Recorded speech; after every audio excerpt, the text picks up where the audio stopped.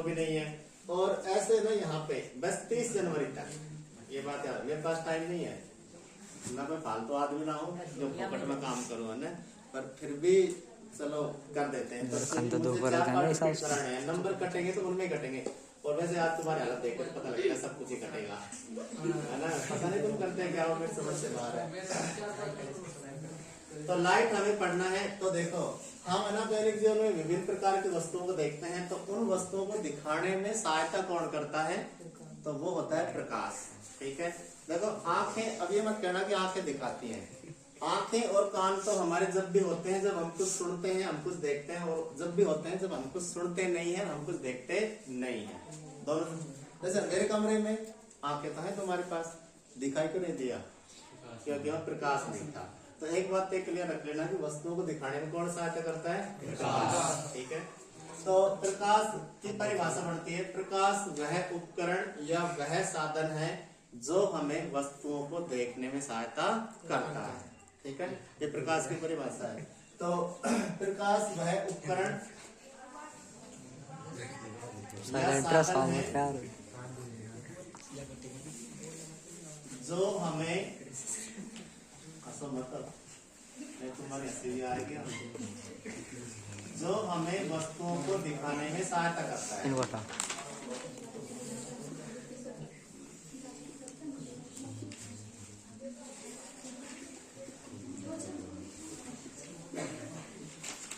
जो हमें वस्तुओं को देखने में क्या करता है, सहायता करता है।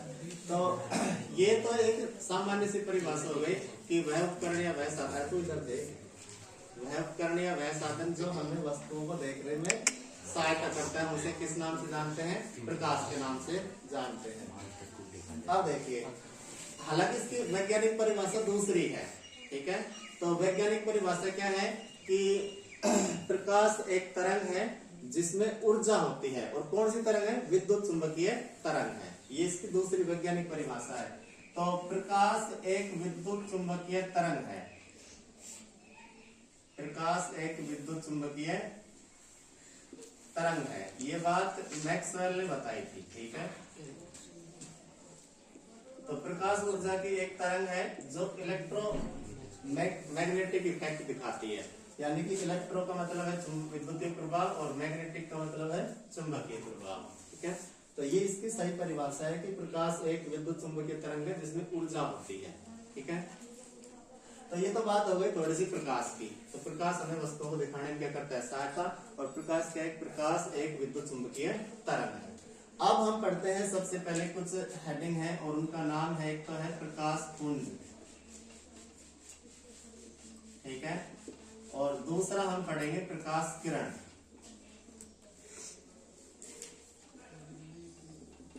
एक है प्रकाश पुंज और दूसरा है प्रकाश किरण। तो प्रकाश पुंज क्या होता है, जब प्रकाश बहुत बड़ी मात्रा में किसी विस्तृत स्रोत से आता है तो उसे हम कहते हैं प्रकाश पुंज। जैसे सूर्य का प्रकाश, गाड़ी की हेडलाइट का प्रकाश, या फिर हम कोई बड़ी ट्यूबलाइट या बड़ा बल्ब जला देते हैं तो उससे आने वाला प्रकाश, यानी कि बहुत बड़े एरिया में आता है, विस्तृत स्रोत से आता है, तो उसे हम कहते हैं प्रकाश पुंज। क्या कहते हैं उसे, प्रकाश पुंज। जैसे मोटरसाइकिल में रात को हेडलाइट जलाते हैं, गाड़ी की हेडलाइट जलाते हैं, तो काफी दूर तक और काफी वाइड एरिया में, चौड़े फैले हुए क्षेत्र में फैलता है प्रकाश, दिखाई देता है, तो उसको हम कहते हैं प्रकाश पुंज। क्या कहते हैं उसे, प्रकाश पुंज। यानी कि प्रकाश जब विस्तृत स्रोत से आपतित होता है या आता है, प्रकाश जब विस्तृत स्रोत से आता है या विस्तृत स्रोत से निकलता है, तो निकलने वाले प्रकाश की मात्रा को हम कहते हैं प्रकाश पुंज कहते हैं। ठीक है, एक तो ये परिभाषा। दूसरी प्रकाश किरण, प्रकाश पुंज में से सभी किरणें जो सरल रेखा पथ पर गमन करती हैं, सरल रेखीय पथ पर चलती हैं, उन्हें हम कहते हैं प्रकाश किरण। क्या कहते हैं, प्रकाश किरण। यानी कि प्रकाश कि वे किरणें जो सरल रेखीय पथ पर गमन करती हैं, जो सरल रेखीय पथ पर गमन करती हैं,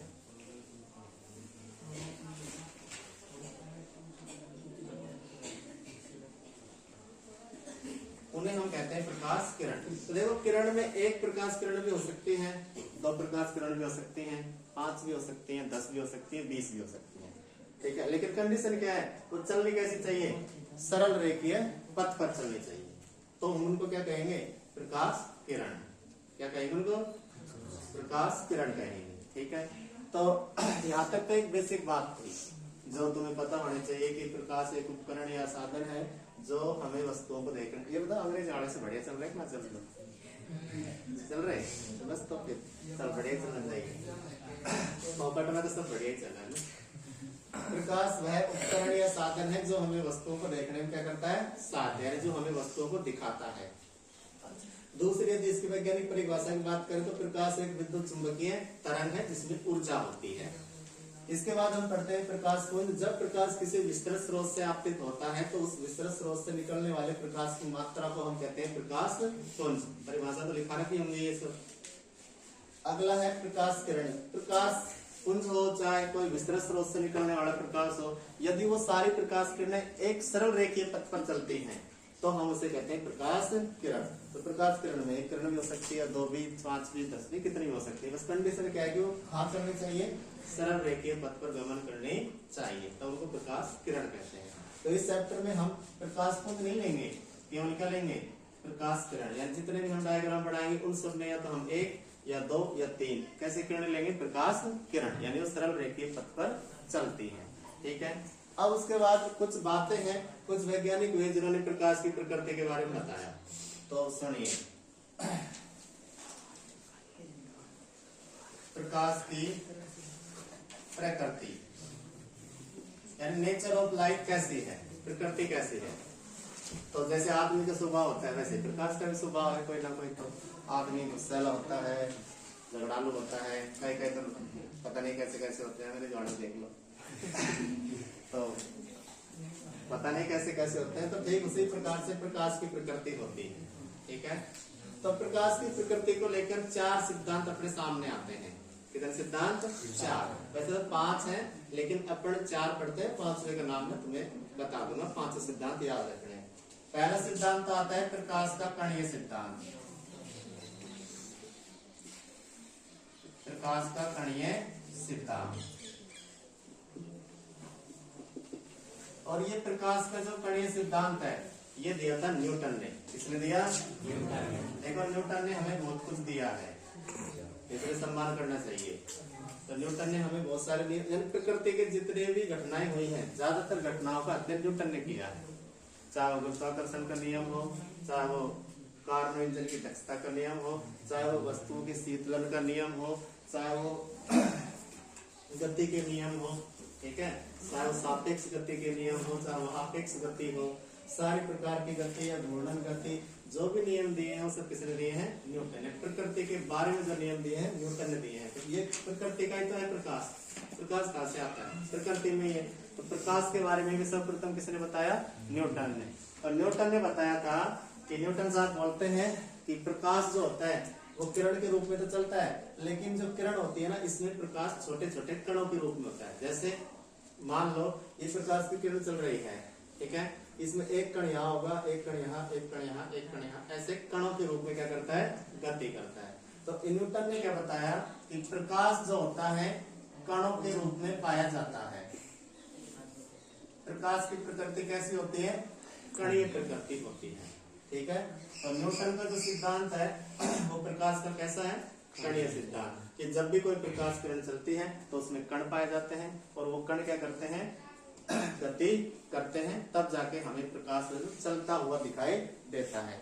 तो प्रकाश की कणीय प्रकृति का सिद्धांत देने वाला व्यक्ति कौन था, न्यूटन। और वैसे भी प्रकाश के बारे में सर्वप्रथम सिद्धांत देने वाला व्यक्ति भी न्यूटन ही था, ठीक है। तो काफी बड़े वैज्ञानिक थे, इन्होंने जो बात कह दी वो सबने मान ली, क्योंकि न्यूटन अगर गलत भी कह देता ना तो भी लोग मान लेते। उस समय इतने प्रसिद्ध थे क्योंकि सारी घटनाओं के बारे में, गुरुत्वाकर्षण हो चाहे गति हो चाहे कुछ और हो, सारी घटनाओं के बारे में अच्छे से बता रहे थे, तो आंख बंद करके विश्वास करते। लेकिन फिर कोई दूसरा आदमी आया, उन्होंने कहा नहीं न्यूटन हर बार सही थोड़ी ना होगा, कुछ बातें तो ऐसी हैं जो गलत भी हो सकती हैं। तो दूसरा व्यक्ति आया जिसका नाम था हाइजेंस। क्या नाम था, हाइजेंस। और हाइजेंस ने प्रकाश की प्रकृति का अध्ययन किया और इसने बताया कि हाइजेंस जो होता है, हाइजेंस बताता है हाइजेंस का तरंग सिद्धांत। हाइजेंस ने न्यूटन के कणीय सिद्धांत को ना मानकर प्रकाश को तरंग के रूप में बताया कि प्रकाश कण के रूप में गति नहीं करता, प्रकाश एक तरंग, एक वेव जैसे चलती है, देखा होगा 9वीं क्लास में पढ़ा होगा ध्वनि में, जैसे वेव चलती है ठीक उसी प्रकार से ये जो है प्रकाश तरंग के रूप में गति करता है। तो ये हाइजेंस का तरंग सिद्धांत था और देने वाला खुद हाइजेंस था। ये बात जब हाइजेंस ने बताई तो समझ लो कि वैज्ञानिकों की दुनिया में भूचाल है। गेन्स और जेन्स नाम गेन्स और गेन्स, कोई दिक्कत ना हो तो हाइजेंस हाइजेंस हो तो नाम सेम है, तुम गेम्स कहते हो हम जेन्स कहते हैं, कोई दिक्कत नहीं है, नाम में कुछ नहीं रखा, काम परफेक्ट होना चाहिए। हाइजेंस का तरंग सिद्धांत, तो हाइजेंस ने जैसे ये नियम दिया ना वैज्ञानिकों में हलचल मच गई कि न्यूटन जो इतना बड़ा वैज्ञानिक है उसके सिद्धांत को फेल करने वाला ये आया तो आया कौन, किस खेत की मूली है, इसने कहा मैं मूली नहीं बहुत कुछ हूँ, ठीक है। इसने क्या किया, देखो न्यूटन ने जो कणीय सिद्धांत दिया ना, तो कणीय सिद्धांत से हम बहुत सारी घटनाओं की व्याख्या कर पाए। जैसे न्यूटन ने जो कणीय सिद्धांत दिया तो हमने देखो परावर्तन की व्याख्या अच्छी तरीके से कर दी जो हम इस पाठ में पढ़ेंगे। न्यूटन के कणीय सिद्धांत से अपवर्तन की व्याख्या अच्छी तरह से हो गई, ये हम इस पाठ में पढ़ेंगे। न्यूटन के कणीय सिद्धांत से वर्ण विक्षेपण की व्याख्या अच्छी तरह हो गई, वो हम इस पाठ में, इसमें नहीं अगले पाठ में पढ़ेंगे। तो ज्यादातर घटनाओं की व्याख्या न्यूटन के कणीय सिद्धांत से हो रही थी, तो लोगों ने मान लिया कि न्यूटन का कणीय सिद्धांत ठीक है। लेकिन बाद में हाइजेंस ने क्या किया, कुछ नए एक्सपेरिमेंट किए और उन एक्सपेरिमेंटों में था प्रकाश का व्यतिकरण और प्रकाश का ध्रुवण। ये ऐसी घटनाएं थी जहां पर यदि हम प्रकाश को कणीय सिद्धांत के रूप में मान लें तो इनकी व्याख्या नहीं की जा सकती। यानी व्यतिकरण और ध्रुवण जैसी घटनाओं की व्याख्या प्रकाश के कणीय सिद्धांत से नहीं हो सकती। इसलिए हाइजेंस ने बताया कि प्रकाश का कणीय सिद्धांत नहीं है, प्रकाश जो है वो तरंग के रूप में पाया जाता है। आ गया समझ में? तो तुम्हारे ज्यादा डिटेल नहीं आएंगे, बस इतने आएंगे कि परावर्तन अपवर्तन वर्ण विक्षेपण या प्रकाश का 7 रंगों में विभाजित होना, ये सब किसके ऊपर है, तो प्रकाश के कणीय सिद्धांत के ऊपर, ठीक है। दूसरा व्यतिकरण ध्रुवण, ये सब किसके ऊपर होते हैं, प्रकाश के तरंग सिद्धांत, इसमें विवर्तन भी शामिल हो जाएगा, ठीक है। व्यतिकरण ध्रुवण और विवर्तन। अब तो कहोगे क्या है, ये जो है ये बीएससी में चलते हैं। बीएससी में प्रकाश की एक बुक है स्पेशल, बीएससी सेकंड ईयर में आती है, उसमें व्यतिकरण ध्रुवण विवर्तन सब कुछ चलता है पूरा डिटेल से, बड़े बड़े चैप्टर आते हैं 20-20, 25-25 पन्ना का एक ही चैप्टर, तो वहां डिटेल से पढ़ते हैं। व्यतिकरण हमें तो पता है, विवर्तन भी पता है, ध्रुवण भी पता है, तुम्हें कुछ नहीं पता, ठीक है। तो लिटरेचर पढ़ने से कुछ नहीं होता, ज्ञान भी होना चाहिए, ये भी शुरुआत ही है। अब देखिए, अब दोनों वैज्ञानिकों में मतभेद हो गया। ये तो कह रहा है कि प्रकाश का सिद्धांत तरंग रूप में होता है, ये कह रहा है न्यूटन के प्रकाश का सिद्धांत कण के रूप में होते हैं, प्रकाश की प्रकृति कण के रूप में, और ये कह रहा है प्रकाश की प्रकृति तरंग के रूप में होती है। दोनों में मतभेद हो गया। इसी बीच में एक तीसरा आदमी आ गया, वो अपना ही नया बात बता रहा है, ये वही प्रकाश एक विद्युत चुंबकीय तरंग है, ये बात बताई किसने, मैक्सवेल ने। तो तीसरा जो है वो व्यक्ति था जिसने प्रकाश को एक विद्युत चुंबकीय तरंग के रूप में बताया, और ये बताने वाला कौन था, मैक्सवेल। ऑस्ट्रेलिया का क्रिकेट खिलाड़ी नहीं है, मैक्सवेल एक वैज्ञानिक था, ठीक है, ये इसने बताया। तो बस इतना याद रखना, प्रकाश का विद्युत चुंबकीय तरंग सिद्धांत किसने दिया, मैक्सवेल। ये दोनों में लड़ाई चली रही है, ये कह रहे हैं नहीं कणीय सिद्धांत अच्छा है, ये कह रहे हैं नहीं तरंग सिद्धांत अच्छा है। तो फिर जो लड़ाई होती है तो कोई घर में बड़ा बूढ़ा आदमी था, भी आ गए, तो एक बड़ा बूढ़ा आदमी हो उसके पास गए, दोनों ने अपनी कहानी बताई कि मैं तो कह रहा हूँ कि लो भाई मेरी ना माने, या कह रहे कि लो भाई मेरी ना माने, भाई होगा कि घर में कोई मसला,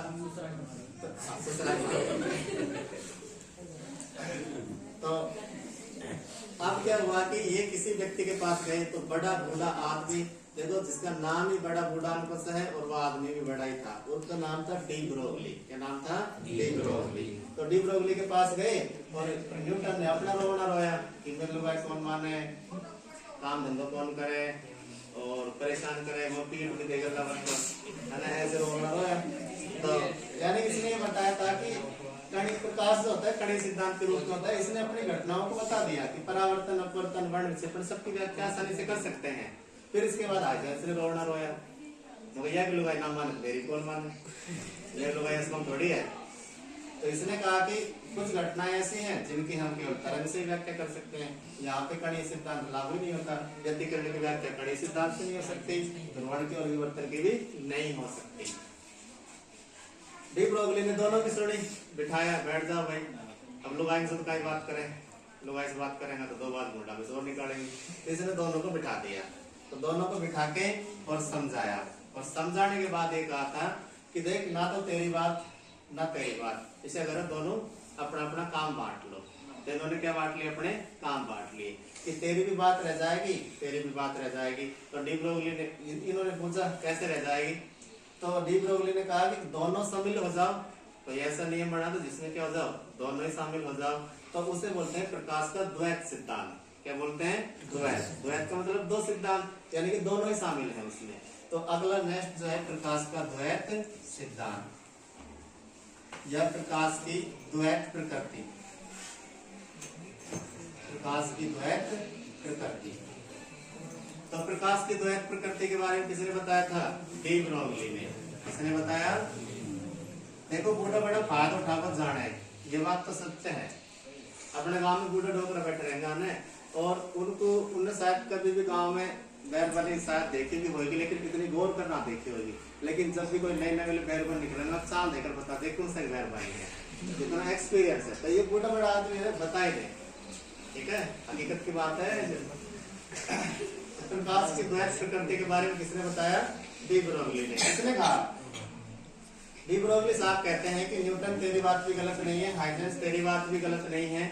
तो फिर कैसे गलत नहीं है, तो डी ब्रोगली कहते हैं कि कुछ घटनाओं में प्रकाश जो है कण की तरह व्यवहार करता है, यानी न्यूटन के कणीय सिद्धांत की तरह व्यवहार करता है।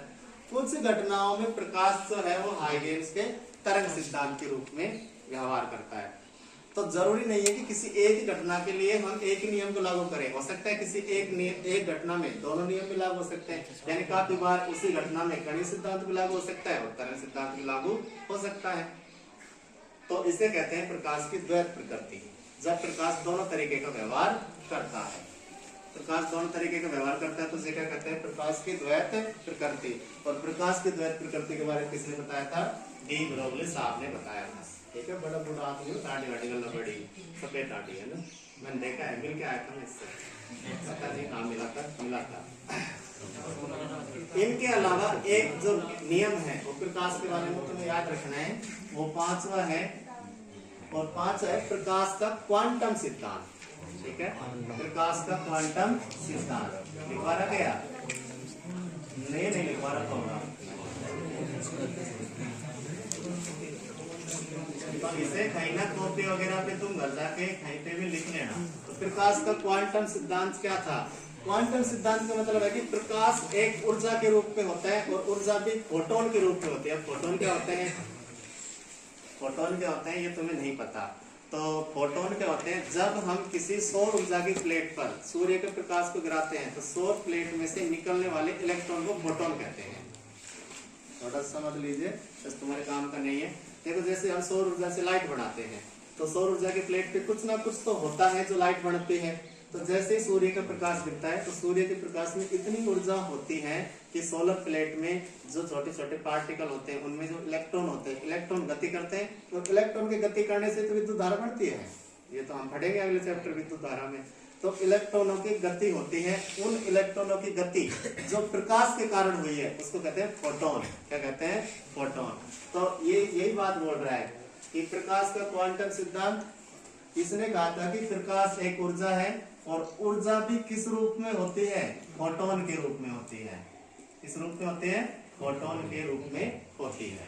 ठीक है, और ये दिया किसने था, ये दिया था मैक्स प्लांक ने। किसने दिया था, मैक्स प्लांक। एक आदमी हुआ, दूसरा वैज्ञानिक था मैक्स प्लांक। प्लांक नियतांक वगैरह सबके बारे में इसी ने बताया था।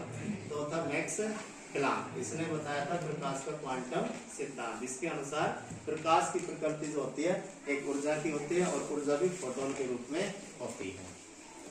ठीक है, यहाँ तक अगर किसी को कोई समस्या है तो बता दीजिए, और समस्या नहीं है तो फिर आगे चले। इनको दोबारा बताना हो तो बता दो, नहीं तो फिर घर जा नोट्स मिस करना, और जिनके पास नोट्स नहीं कंप्लीट करना। ठीक है, अब ये काम तो करना ही पड़ेगा ना तुमको। सारे काम हम नहीं कर देंगे तो फिर हमारी जगह पेपर भी हम ही दे लेंगे। क्या शान से आज रुकी तो अंग्रेज वाला करना रुकना भी चाहिए ना। तो इन सिद्धांतों में यदि किसी को कोई प्रॉब्लम हो तो बताइए, नहीं है तो फिर आगे चले। आगे चले, परेशान तो ना होगा, रोक लेना थोड़ी देर इसमें। तो विवर्तन क्या होता है कि जब प्रकाश के मार्ग में कोई अपारदर्शी वस्तु आ जाए और वो बहुत छोटी हो, अत्यंत सूक्ष्म हो, यानी कि प्रकाश के मार्ग में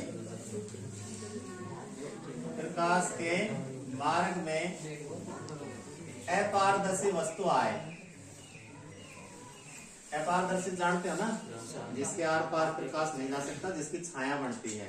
तो अपारदर्शी सूक्ष्म वस्तु यानी अत्यंत सूक्ष्म हो, अपारदर्शी अत्यंत सूक्ष्म वस्तु आ जाए तो सूक्ष्म वस्तु हो तो प्रकाश क्या करता है, जो सरल रेखा में चल रहा था वो उस अपारदर्शी वस्तु के किनारों से टकराकर मुड़ जाता है। ठीक है, इस घटना को हम क्या कहते हैं, विवर्तन। तो प्रकाश जो सरल रेखा में गमन कर रहा था,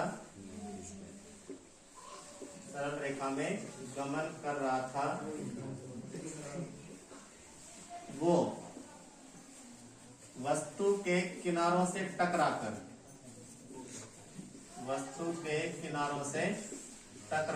मुड़ जाता है।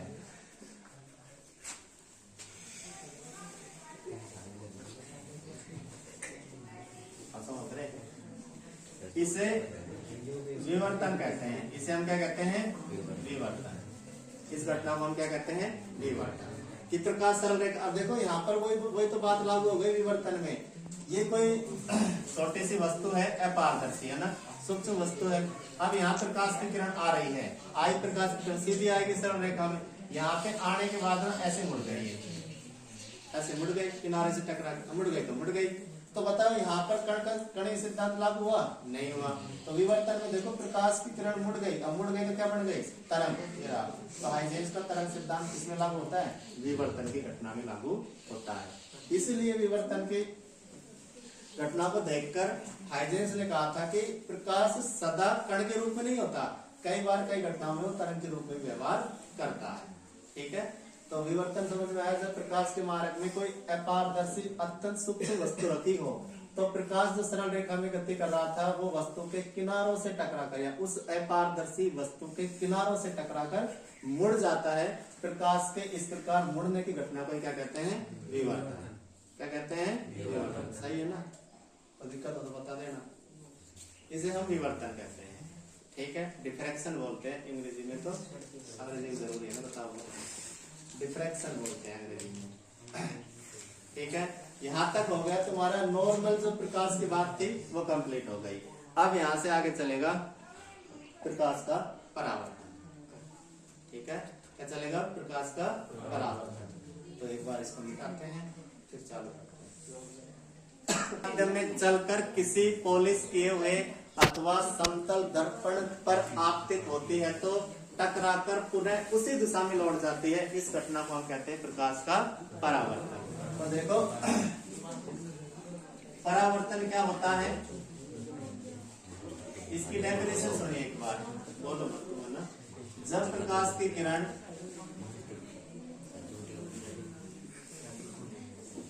भूख लग रही हो, ज्यादा मन हो तो बता दीजिए, मंगा देंगे। जब प्रकाश किरण किसी एक माध्यम से चलकर, जब प्रकाश की किरण किसी एक माध्यम में चलकर किसी पॉलिश किए हुए पृष्ठ,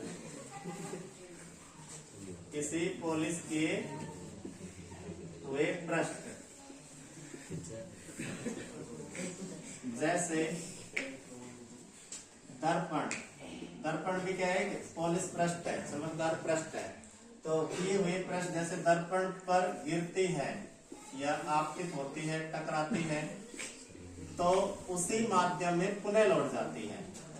तो उसी माध्यम में पुनः लौट जाती है।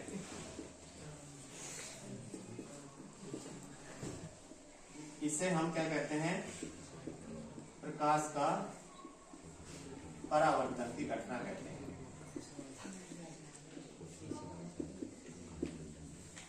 इसे क्या कहते हैं, प्रकाश का परावर्तन। दोबारा सुन लीजिए। जैसे मान लो ये कोई समतल दर्पण है, अब से सिंपल कांच है, अगर इसके पीछे रजत या किसी और की पॉलिश कर दी जाए तो ये क्या बन जाएगा, दर्पण। रजत है, चांदी की लेप करते हैं, चांदी वगैरह कुछ होता है, इसको लेप करते हैं पीछे, तो शीशे के पीछे कर देते हैं, वो दर्पण बन जाता है। कभी बार देखा होगा शीशा फूटता है, उसके पीछे कुछ के देखना, फिर वो आर पार दिखने लग जाता है, तो वो चांदी की लेप सी होती है, रजत वगैरह की लेप होती है।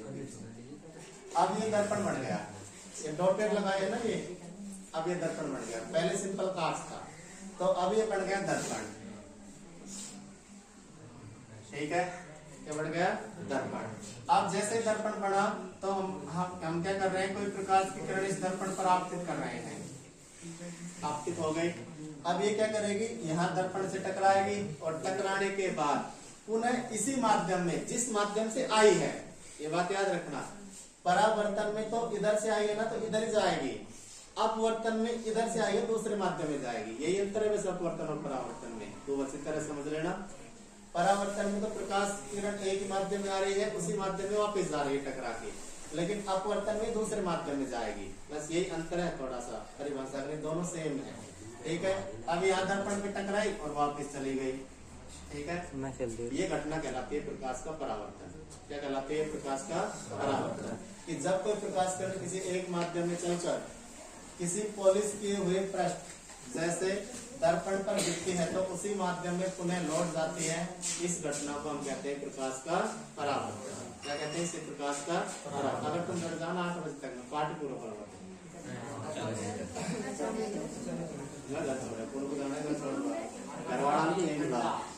खासतौर से मम्मी को तो बुलाएंगे, बुला लेना ताकि मेरे मन लग जाए। कमरा से मम्मी ने देखकर, मैं तार मम्मी ने देखकर आज जानो क्या दिक्कत है। सुन लीजिए, तो ये तो है जो आप दर्पण की ओर आ रही है, इसे हम बोलते हैं आपतित किरण। कौन सी किरण, आपतित किरण। ठीक है, और जो वापस टकरा के जा रही है, इसको हम बोलते हैं कोई आज की सेवा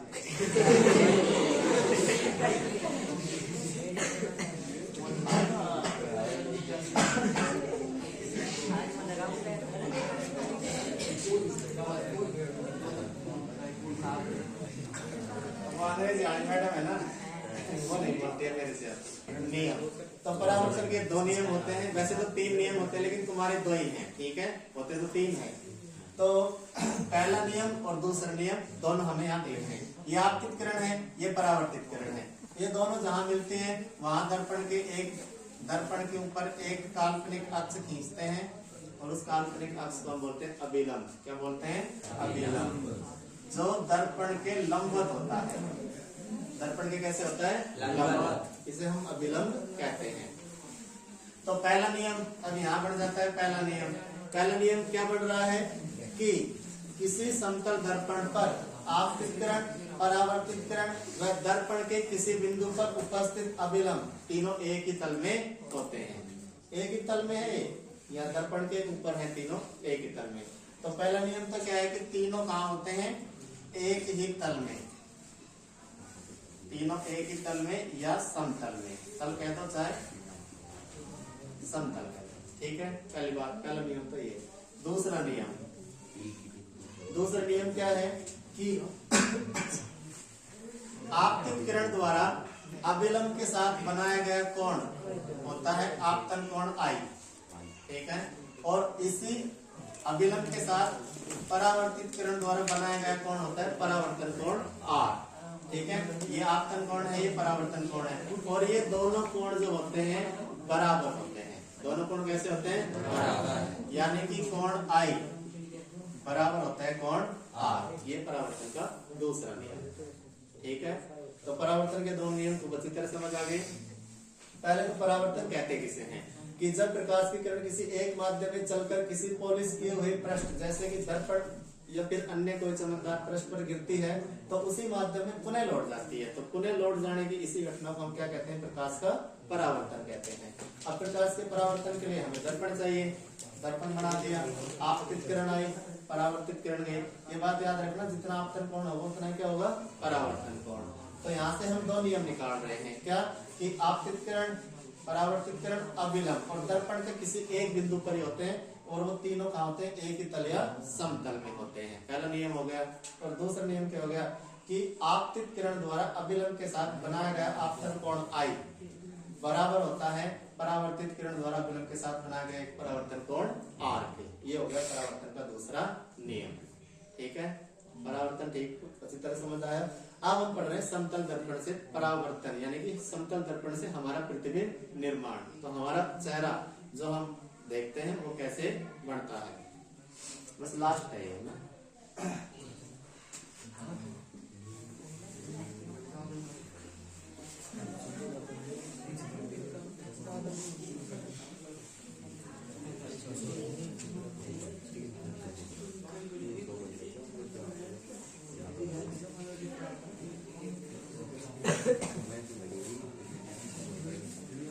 ठीक है, समतल दर्पण से निर्मित प्रतिबिंब और उसकी विशेषताएं। तो देखो, तुम खुद को रोज देखते ही हो आईने में, खुद को देखते हो जैसे भी हो।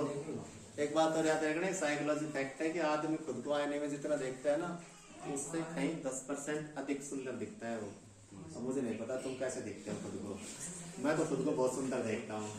इसका मतलब दुनिया में 10% एक्स्ट्रा दिखता हूँ। अपना सीधा सा नियम ये है, जब कोई तारीफ ना करे तो खुद कर लेनी चाहिए। क्या करें मतलब?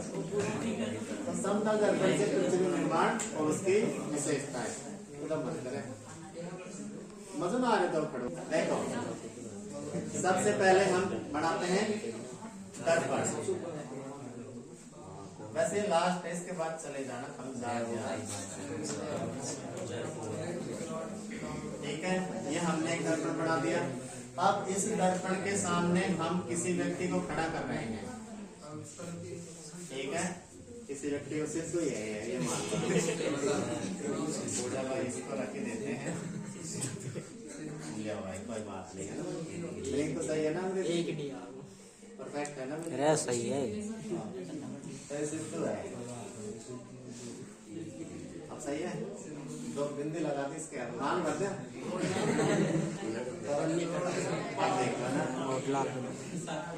अब क्या होगा, थोड़ा छोटा दर्पण है ना, और बड़ा बनाना पड़ेगा, बड़ा ही बना देते हैं। ठीक है, अब देखो, इससे अब ये दर्पण के सामने वस्तु खड़ी है, तो यहाँ पर क्या होगा कि दर्पण के सामने कोई भी वस्तु रहेगी तो उससे आपतित किरणें दर्पण पर आपतित होंगी। ठीक है, तो ये जा रही है प्रकाश किरणें। ऐसे मान लो ये प्रकाश किरणें हैं जो तो कहीं से भी जा सकती है, शरीर तो पूरा ही बढ़ेगा दर्पण में। तो ये चली गई। ठीक है, अब दर्पण से टकराएंगे और टकराने के बाद ये, अब देखो यहाँ पर अभिलंब कैसे होगा? अभिलंब दर्पण के लंबवत होता है, तो अभिलंब कैसे होगा? ऐसे दर्पण के लंबवत 90 डिग्री पर होता है। तो इससे जितना कोण बनाया ये आपतन कोण आई और ये आपतन कोण आई, उतना ही कोण ये टकराने के बाद बनाएंगे। ठीक है, ऐसे। तो अब ये ऐसे बनाएंगे तो ये होगा परावर्तन कोण आर। अब देखो ये ऐसे जाएंगे ना, यहाँ पर तो कहीं इमेज मिलेगी नहीं, कहीं नहीं मिलेगी। ठीक है, तो अब हम देखते हैं खुद को आईने में, तो क्या हम जैसे हम खड़े होते हैं, जैसे मान लो बोर्ड है जो एक आईना है और हम इसके सामने खड़े हैं, तो क्या मेरा प्रतिबिंब मेरे बगल में बनता है क्या दूसरा? ऐसा तो नहीं होता, वो तो वास्तविक हो गया ना, फिर मेरे जैसा ही हो गया। फिर मेरी क्या जरूरत है? उसी को पकड़ के ले जाओ ना, बुद्धि पकड़ो ले जाओ, घर वालों को संभालते हो, लिए तेरे औलाद यही काम करेंगे और करेंगे क्या? तो ऐसा नहीं होता ना। अब करते क्या है, जिसको इन किरणों को हम पीछे की ओर बढ़ाते हैं, इन किरणों को बढ़ाते हैं पीछे की ओर। तो जैसे हम पीछे की ओर बढ़ाते हैं तो फिर हमें सिद्धू जी यहाँ पर दिखाई देते हैं, जो दर्पण दर्पण के अंदर होते हैं। ठीक है, ठीक है, दिखाई देते हैं दर्पण के अंदर। अब ये जो प्रतिबिंब बड़ा है, हालांकि थोड़ा सा ही नहीं बड़ा पर समझने के लिए ठीक है, तो ये प्रतिबिंब जो बड़ा है, अब इस प्रतिबिंब की क्या क्या विशेषताएं हैं ये हमें बतानी है। तो तुम खुद को दर्पण में रोज देखते हो, तो खुद को देखते हो तो बताइए क्या क्या विशेषताएं होती हैं। कम से कम 5 विशेषताएं बतानी है। कितनी विशेषताएं बतानी है? 5। नंबर पहले देखो, प्रतिबिंब जो बढ़ता है दर्पण के अंदर उल्टा होता है, सीधा होता है? उल्टा। उल्टा तो यहाँ बढ़ रहा था, यहाँ बढ़ेगा ही नहीं। तो दर्पण के अंदर कैसा बनता है? सीधा। उल्टा कौन बोल रहा है कि तुम खुद को आईने में देखो, माथा हो नीचे टांग ऊपर देखें, और किसकी दिखती है? किसी की नहीं दिखती। तो प्रतिबिंब कैसा बनता है? सीधा। ठीक है, और दूसरी बात याद रखना, जो सीधा बनता है ना वो हमेशा आभासी होता है, चाहे कहीं पर भी हो। सीधा है जो हमेशा कैसा होता है? आभासी। सीधा हमेशा आभासी, और उल्टा होगा हमेशा वास्तविक, चाहे वो दर्पण हो, चाहे वो लेंस हो या कुछ और हो। ठीक है, तो दूसरा आभासी होता है, और प्रतिबिंब आभासी, ये सीधा होता है, और साथ में कैसा होता है? आभासी। यानी हम आभास कर सकते हैं कि हमारे जैसा कोई दर्पण के अंदर है। बुद्धि पकड़ के बाहर नहीं ला सकते, वो जादूगर करने वाले करते हैं, बुद्धि पकड़ के बाहर ले आते हैं। खुद को आईने के सामने खड़ा किया, खुद के जैसे दूसरे बना पकड़ लाए और बाहर ले आए। वो जादू में ही होता है, हकीकत में नहीं होता ना, वो काल्पनिक होता है। तीसरी बात ये देखो, सिद्धू जी जितना बड़ा था उतना ही बड़ा बनता है कि बड़ा छोटा है? जैसे तुम खुद को देखते हो तो दर्पण के सामने जैसे तुम्हारा चेहरा है, तो चेहरे का ही बनता है, पूरे खड़े हो गए पूरे बनेगा। तो वस्तु के बराबर बनता है कि छोटा बनता है कि बड़ा बनता है? बराबर। कौन कहे बड़ा बनता है? मतलब ये है, तू नाम देखेगा, तेरे नाम इसी रोटी देखेगा हमें।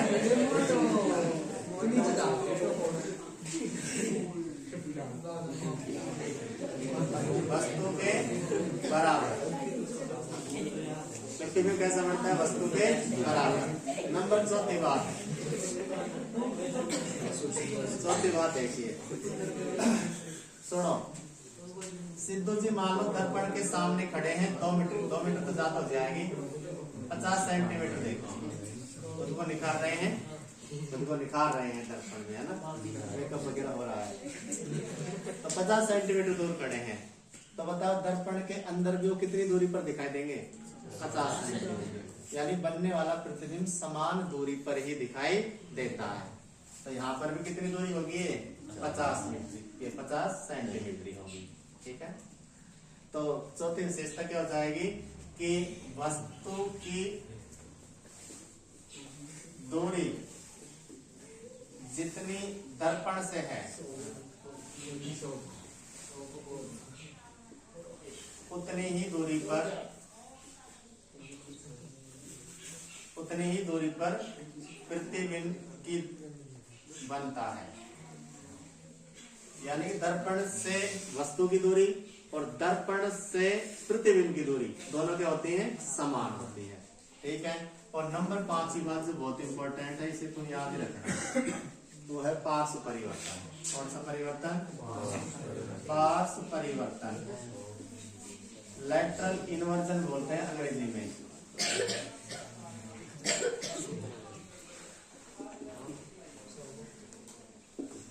Lateral inversion. ठीक है, क्या होता है लैटरल इन्वर्जन? यदि हम दर्पण के सामने खड़े हो, तो हमारा दायां भाग जो है वो दर्पण में कैसे दिखेगा? बायां। और हमारा जो बायां भाग है वो दर्पण में कैसे दिखेगा? दायां। इस प्रकार के होने वाले परिवर्तन को हम क्या कहते हैं? पार्श्व परिवर्तन। कैसा परिवर्तन? पार्श्व परिवर्तन। यानी कि दर्पण में परिवर्तन और वस्तु में, दर्पण में जो दायां भाग दिख रहा है वो वस्तु का कैसा भाग है? बायां। और जो दर्पण में बायां भाग दिख रहा है वो वस्तु का कैसा भाग है? दायां। इस प्रकार के परिवर्तन को हम क्या कहते हैं? पार्श्व परिवर्तन। ठीक है, आगे समझ में। तो देखो परावर्तन में अभी तक हमने क्या पढ़ा है? घर जाके एक बार रीडिंग मारनी है। ठीक है, एक बार अब रीडिंग मारनी, एक बार स्कूल आने से पहले 2 बार ये काम करना है। हालांकि आज है, आज के बाद कल तो फिर तीसरा टॉपिक नहीं, तीसरा चैप्टर भी तो चल जाएगा, तो तुम्हें दोनों ही पढ़ने पड़ेंगे। फिर मिक्सिंग होगी दिमाग में, क्योंकि हमें पता है तुम्हारे दिमाग अभी इतनी कैपेसिटी लायक नहीं है कि चीजों को याद रखे। अगर याद रख भी ले तो बीच में गणित घुस जाएगी। बड़ी बहुत कोशिश करोगे ना साइंस को याद रखने की, तो बीच में कौन आ जाएगा? प्रकाश। तो परावर्तन किसे कहते हैं? जब प्रकाश की किरण किसी एक माध्यम से चलकर किसी पॉलिश किए हुए पृष्ठ जैसे दर्पण पर गिरती है तो उसी माध्यम में पुनः लौट जाती है, इस घटना को हम प्रकाश का परावर्तन। याद रखना, जिस माध्यम में आ रही है उसी माध्यम में वापस जा रही है, इसे कहते हैं प्रकाश का परावर्तन। ये आपतित किरण है, ये कोई दर्पण है, ये परावर्तित किरण है जो जा रही है। अब हमें निकालने हैं परावर्तन के नियम। तो परावर्तन के नियम 8वीं क्लास में पढ़े हैं। 2 नियम होते हैं। नंबर पहला, आपतित किरण, परावर्तित किरण, अभिलंब, दर्पण के किसी बिंदु पर उपस्थित अभिलंब, तीनों एक ही तल में होते हैं, एक ही समतल में होते हैं। और दूसरा नियम कि आपतित किरण द्वारा अभिलंब के साथ बनाया गया आपतन कोण I, परावर्तित किरण द्वारा अभिलंब के साथ बनाए गए परावर्तन कोण दोनों के होते हैं बराबर होते हैं। ठीक है, ये दूसरा नियम है।